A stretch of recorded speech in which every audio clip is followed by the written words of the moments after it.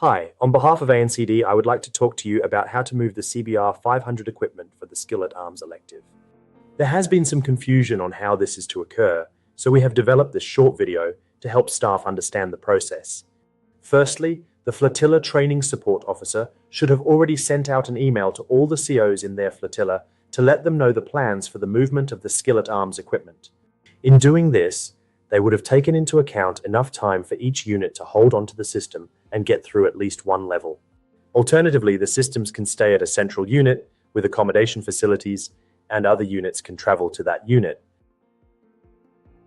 Once you know the dates that you will be holding the Skillet Arms equipment, send the Staff Officer Watercraft an email at least 3 weeks prior to start the movement process.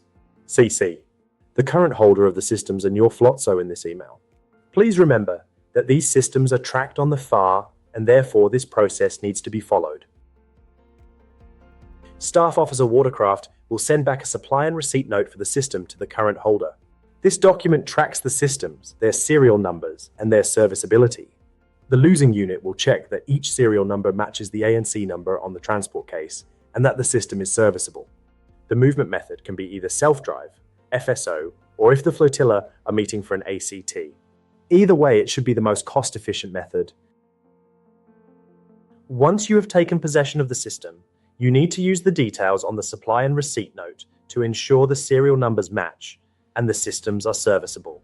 If they are not correct, then an IR will have to be raised by the losing unit, explaining why they are either not correct or not serviceable.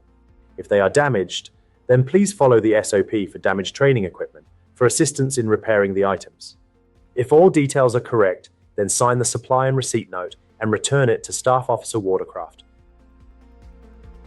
Once these assets are at your unit, they are your responsibility.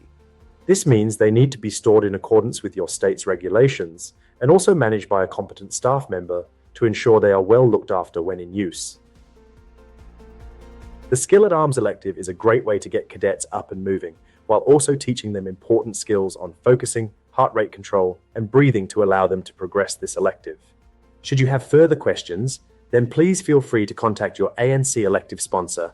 Details for this member are available on CadetNet. This elective teaches skills that are applicable to resilience and fitness. Having these skills better prepares the cadets and helps with their fitness. Plus, it's fun.